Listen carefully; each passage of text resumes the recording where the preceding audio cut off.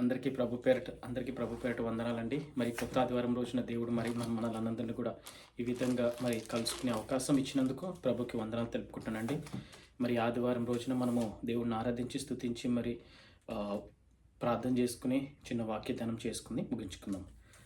ప్రార్థన చేసుకుందాం. పరలోకమందురం మా తండ్రి, నీ ఘనమైన మన లెక్కలేని వందనాలు స్తుతులు స్తోత్రాలైనా నాయన. ఈ ఆదివారం రోజున నాయన మేమందరం కూడా కలుసుకునే అవకాశం ఇచ్చిన మీకే వందనాలు స్తుతులు స్తోత్రాలైనా తండ్రి. ప్రభా నాయన తండ్రి, ప్రభా గొప్ప దేవుడు తండ్రి. ప్రభా నాయన మరి లాస్ట్ వీక్ అంతట్లో తోడున్నది మీకు వందనాలు తండ్రి. ప్రభా నాయన మీ వైపు గురికలకి జీవించే కృప నుంచి కోరుకుంటున్నాను నాయన తండ్రి. ప్రభా మరి ఆరాధన అంతట్లో తోడుండండి. వాక్యం బోధించుచుండగా మరి మీరు మాట్లాడండి తండ్రి. ప్రభా నాయన వినటం వల్ల విశ్వాసం దయచేయండి ప్రతి ఒక్క బిడ్డకి, ఇక్కడున్న బిడ్డకి, ఆన్లైన్లో చూసిన ప్రతి ఒక్క బిడ్డకి నేను మీకు ఆపదలు తెచ్చి మనం కోరుకుంటూ చిన్న ప్రార్థన నజరేయుడైన యేసునామమున నడిపెట్టుకుంటాం తండ్రి. ఆమేన్.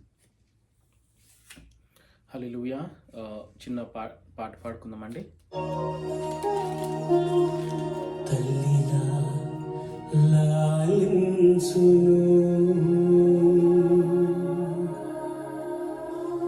తండ్రిలా ప్రేమించు,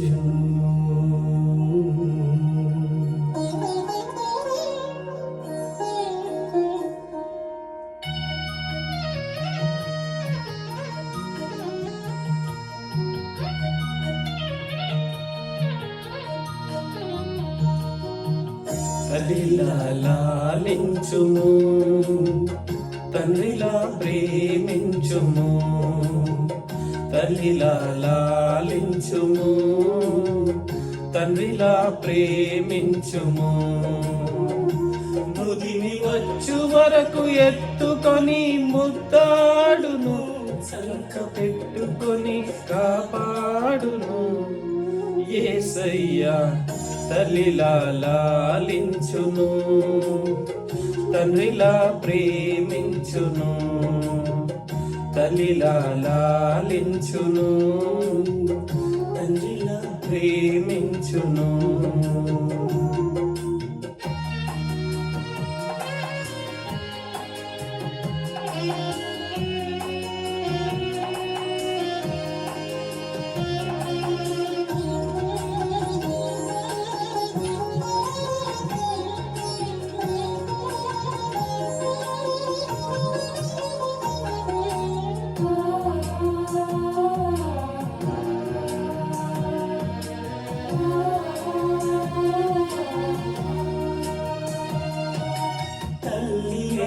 మరచునేమో నేను నిన్ను మరువను, చూడుము నా అరచేతులలో నిన్ను చెక్కియున్నాను.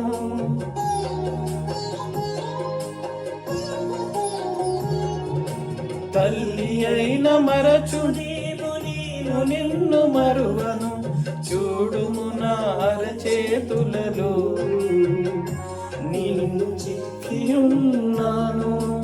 ఈ పాదము తొట్టియను నేను, నిన్ను కాపాడువాడు గునుగడు నిదురపోడు అని చెప్పి వాగ్దానం చేసిన యేసయ్యా.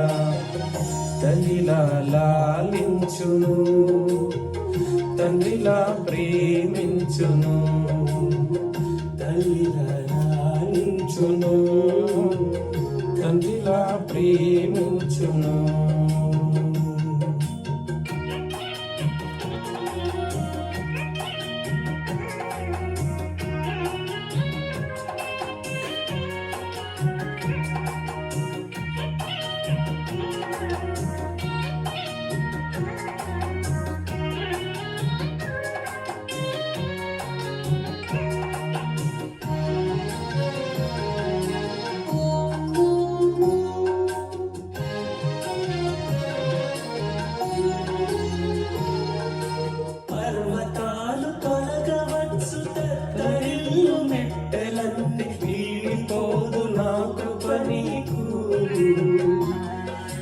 నా నిబంధన తొలగదు,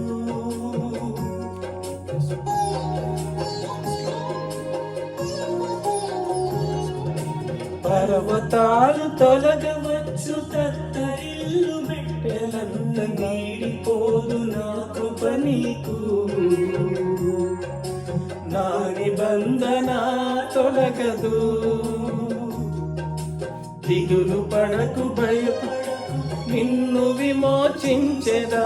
నీదు భారమంత మోసి నాదు శాంతి నొసగెదా అని చెప్పి వాగ్దానం చేసిన యేసయ్యా తల్లిలా లాలించును, తండ్రిలా ప్రేమించును. తల్లిలా లాలించును, తండ్రిలా ప్రేమించును. ముదిమి వచ్చు వరకు ఎత్తుకొని ముత్తాడును, చంక పెట్టుకొని కాపాడును. యేసయ్యా తల్లిలా లాలించును, తండ్రిలా ప్రేమించును. తండ్రిలా లాలించును, తండ్రిలా ప్రేమించును.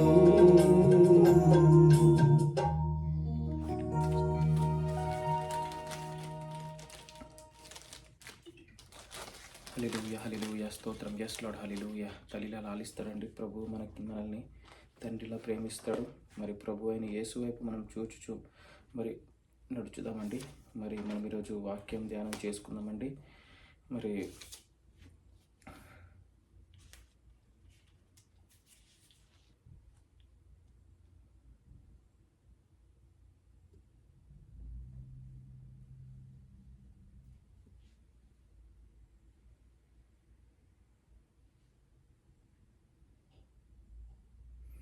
ఆమేన్, హల్లెలూయా. మరి ఈరోజు వాక్యము మనము మత్తయి సువార్త 5వ అధ్యాయం నుంచి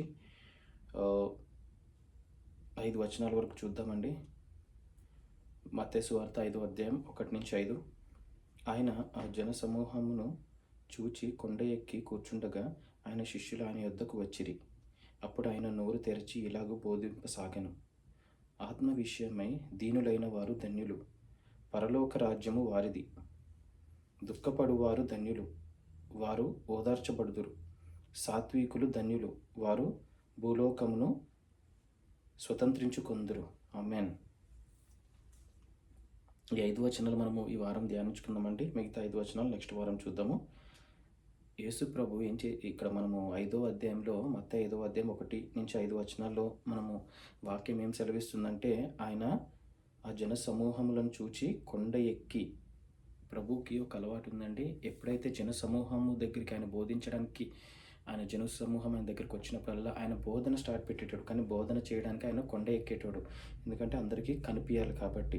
సో కొండ ఎక్కి కూర్చుండగా ఆయన శిష్యులు ఆయన యొద్దకు వచ్చిరి. అప్పుడు కొండ ఎక్కి కూర్చుండగా యేసు దగ్గరికి తన శిష్యులు వచ్చారంట. వచ్చినప్పుడు అప్పుడు ఆయన యేసు ప్రభు నోరు తెరిచి బోధించడం స్టార్ట్ పెట్టాడంట. ఏం బోధించాడు ఇక్కడ?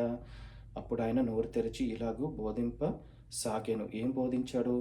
ఆత్మ విషయమై దీనులైన వారు ధన్యులు, పరలోక రాజ్యము వారిది. అంటే ఆత్మ విషయమై దీనులైన వారు ధన్యులని వాక్యం సెలవిస్తుంది. అంటే ఆత్మ విషయమై అంటే పరిశుద్ధాత్మలో మనం ఎప్పుడైతే నిండి ఉంటామో అప్పుడు మనము ధన్యులము.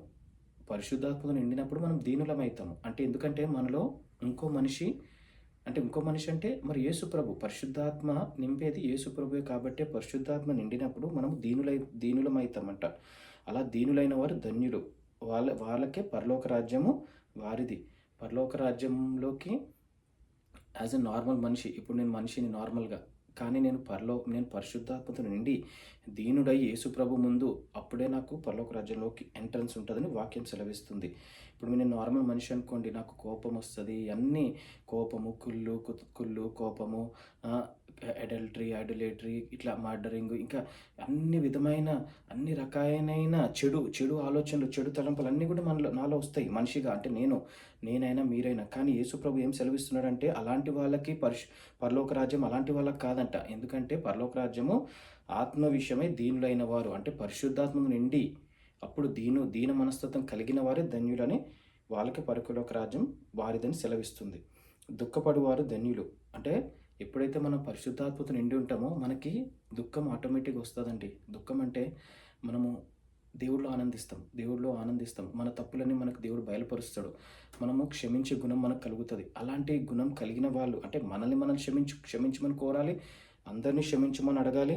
దుఃఖపడ్డం అంటే ప్రభువా క్షమించండి నాయన తండ్రి. ఇప్పుడు మనం ఆరాధించినప్పుడు చాలామందికి ఎప్పుడైతే ఆళ్ళు ఫుల్‌గా ఇన్వాల్వ్ అయిపోతారో వాళ్ళ కళ్ళలో నుంచి నీళ్ళు రావచ్చు. లేదంటే అప్పటికప్పుడు ఏడుస్తారు. లేదంటే కైండ్ ఆఫ్ మనసులో బాధపడొచ్చు.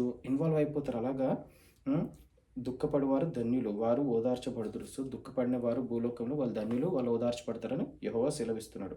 సాత్వికులు ధన్యులు. వారు భూలోకంను స్వతంత్రించుకొందురు. సో, సాత్వికమైన మనసు కలిగి ఉండాలంటండి. మనం సాత్వికమైన మనసు కలిగి ఉంటే మనం ఎప్పుడైతే మనం భూలోకంలో ఉంటున్నామో మనం పరిశుద్ధాత్మ నిండి ఉండాలి. పరిశుద్ధాత్మ నిండినప్పుడు మనకు హంబుల్‌నెస్ వస్తది. తగ్గింపు కలిగే హృదయం ఉంటది. అదేవిధంగా సెకండ్‌ది ఏందంటే దుఃఖపడేవారు ధన్యులు. హోలీ స్పిరిట్ నిండినప్పుడు మనకు చుట్టుపక్కల ఏవి కూడా కనిపియవు. మన ఫోకస్ అంతా కూడా స్పిరిచువల్ మాటలే, స్పిరిచువల్ ఆలోచనలే, స్పిరిచువల్‌గా పనులే చేస్తాము. ఎటువంటి చెడు తలంపులు, చెడు ఆలోచనలు, నెగెటివ్ థాట్స్, బ్యాడ్ థాట్స్ ఏమి కూడా మనకు రావు. ఎప్పుడైతే మనము హోలీ స్పిరిట్‌తో నిండి ఉంటామో. హోలీ స్పిరిట్‌తో ఎప్పుడు నిండుతామో మనం దేవుడిని ఆరాధించాలి ప్రతిక్షణం. దేవుడి వాక్యాన్ని వింటా ఉండాలి ప్రతిక్షణము. ఎందుకంటే సాతాను ఎవరిని మృంగుదామా, ఎవరిని డిస్టర్బ్ చేద్దామా అని మనల్ని డిస్టర్బ్ చేద్దామని రెడీగా ఉందండి. మనం ఇప్పుడు బయటికెళ్తాము. బయట ఎక్కడో ఒక డిస్టర్బెన్స్ జరుగుతది. మీరు జాబ్‌కెళ్ళినప్పుడు, గ్రోసరీ స్టోర్‌కెళ్ళినప్పుడు, లేదంటే మీరు ఏ ప్లేస్‌కెళ్ళినా గానీ అక్కడ ఏదో ఒక విధమైన డిస్టర్బెన్స్ సాతాను రెడీగా ఉన్నాడు ఎవరో ఒకరి ద్వారా డిస్టర్బ్ చేయడానికి. చూపు ద్వారా, మాట ద్వారా, చెవులు అంటే వినడం ద్వారా, లేతే స్పర్శ టచ్ ద్వారా, లేదంటే శ్వాస ద్వారా ఏ విధమైన తప్పులైనా మనం చేయొచ్చు. సో, అందుకే యెహోవా ఏమన్నాడంటే పరిశుద్ధాత్మతో నిండి ఉంటే మనకి ఇలాంటియన్నీ గూడా మనము పక్కకు తన్నేస్తామంట. గో అవే సాతాన్ అన్నట్టు మనము వెళ్ళిపోమని చెప్తాం. సాత్వికులు ధన్యులు. వారు భూలోకంను కుందురు. సో, సాత్వికమైన మనసు కలిగి ఉండాలండి. ఎందుకంటే ఉండడం చాలా కష్టమే. కానీ ఇప్పుడైతే మనం ప్రార్థించుకుని యేసు సన్నిధిలో, యెహోవా సన్నిధిలోకి వచ్చి మనం గోజాడి ఏడుస్తామో సాత్వికమైన మనసు కలుగుతదంట. మీరు పాత నిబంధనలో చూసుకున్నట్లయితే మరి ఎంతోమంది దేవుడి సన్నిధిలోకి వచ్చి ఏడ్చారు, బాధపడ్డారు. దావీదు మొరపెట్టుకున్నాడు బాధగా.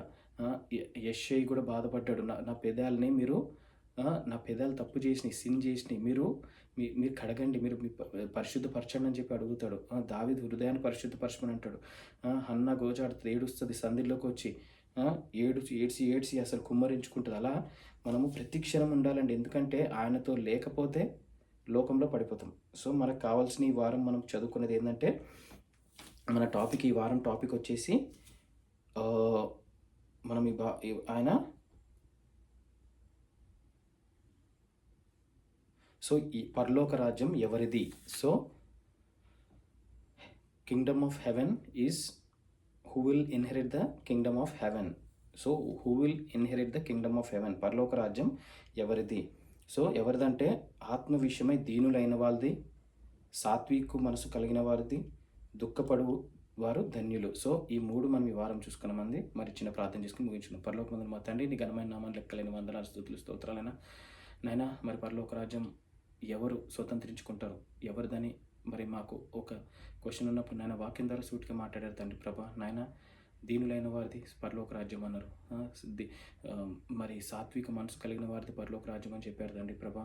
అదేవిధంగా 3వది చూసుకున్నట్లయితే నాయన తండ్రి ప్రభా, నాయన బాధపడు వారిది, అదేవిధంగా దుఃఖపడువారు, బాధపడు వారిది పరలోక రాజ్యము వాళ్ళు స్వతంత్రించుకుంటారని చెప్పారు తండ్రి. భూలోకంలో కూడా ఈ మనసు కలిగి ఇలా స్పిరిచువల్గా ఇట్లా దీనులై ఉండి దుఃఖపడువారు, సాత్విక మనసు కలిగిన వాళ్ళని భూలోకంలో హెచ్చిస్తా అన్నారు, బ్లెస్ చేస్తా అన్నారు.